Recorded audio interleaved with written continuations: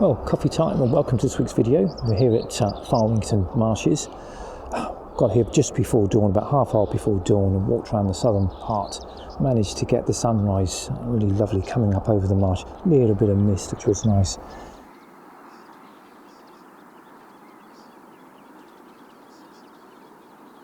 So I've worked my way round, but I've paused at this bush for about 3/4 of an hour. It's about 20 to 7 now. The sun's starting to get really quite high. But there's a family of reed warblers. There's a couple of young sat patiently waiting for their parents to feed them, which is really quite nice. So I think I'm going to watch this for a little bit longer and then maybe work my way back to the car. I don't intend to stay for too long. I think it's going to get really harsh light very, very quickly. But what a fabulous day. Well, let's see what comes.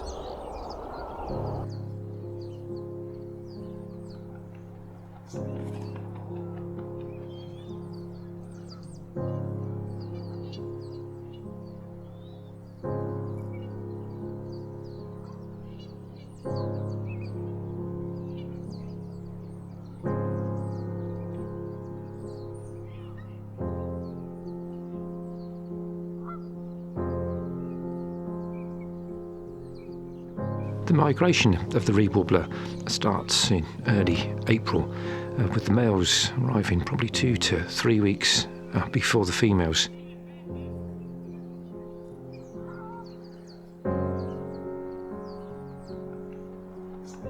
The pairs being monogamous and produce sort of 1 to 2 broods a season. Both parents feed the chicks by bringing insects.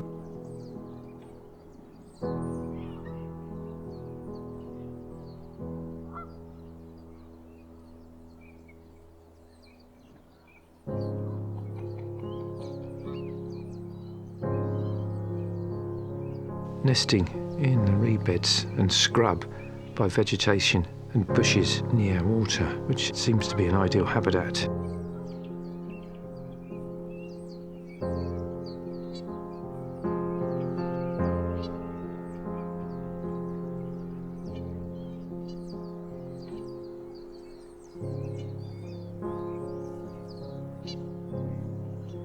Thinking back to the trip we had to Otmore last week, where we saw the cuckoo. The reed warblers are very much victims to the cuckoo. The female laying her eggs whilst the parents are unaware, and when the cuckoo chick hatches, pushes out other eggs and chicks so that the foster parents can concentrate solely on bringing it food.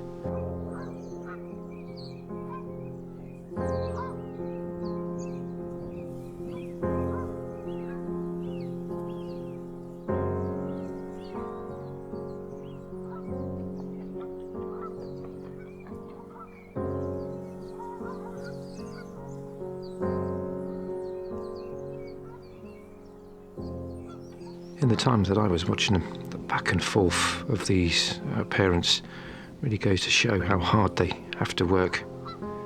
And they'll leave these shores about September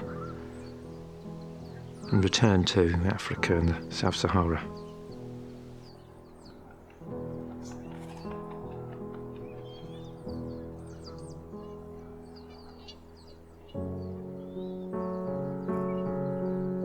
It was a glorious day. I decided to move further along the path, and as it was a low tide, there were very few waders around, and this lonely avocet seemed to have the place to itself.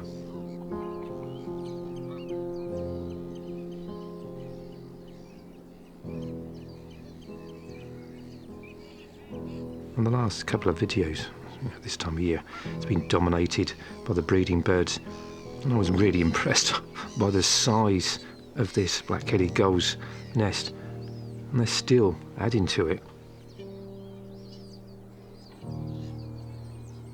And as I moved back closer to the car park and past this large reed bed, I heard the distinctive sound of the bearded tit, and to my surprise managed to spot 2 or 3 moving around within the reeds.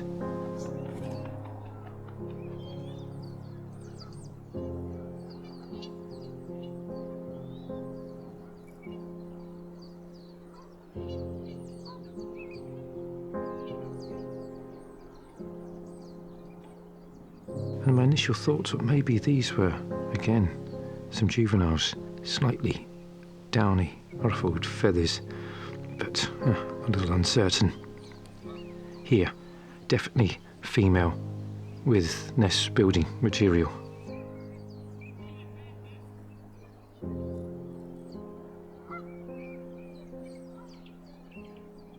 And again here, another possible juvenile, which has already been ringed. Although it was lovely to see these bearded tits here in the summer, the best time to catch them is in the winter, and I've put a link to a video that I had just before Christmas where I managed to show them off to their best advantage. And here, a distinctive adult male, such a beautiful bird. Posing here nicely in the morning sunlight.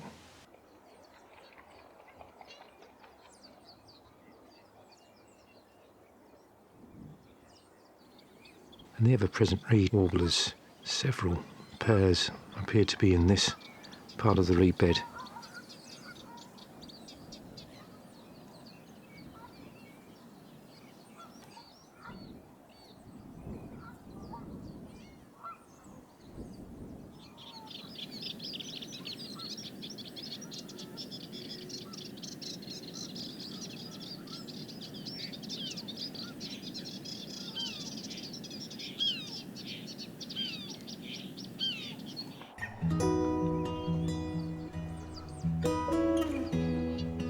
Decided to return in the evening with Denise to have another walk around the reserve, and continuing the juvenile theme, came across some swallows which were again patiently waiting for their parents to feed them.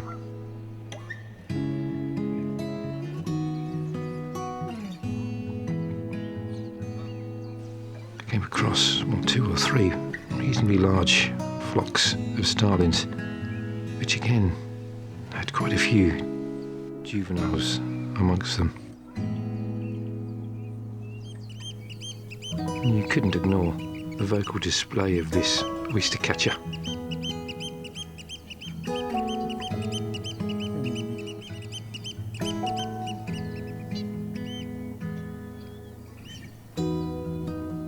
And reflecting on my visit, it's a lovely time of year, but I think I need to consider several things before travelling again. Definitely the weather, making sure the wind is quite light, preferably a southerly or southwesterly wind, just means you get slightly less noise from that very busy road.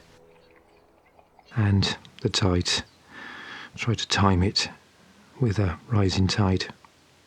Well, I hope you've enjoyed this video. If you have, give it a big thumbs up, like and subscribe, and as always, it'd be great for you to join me in the next one.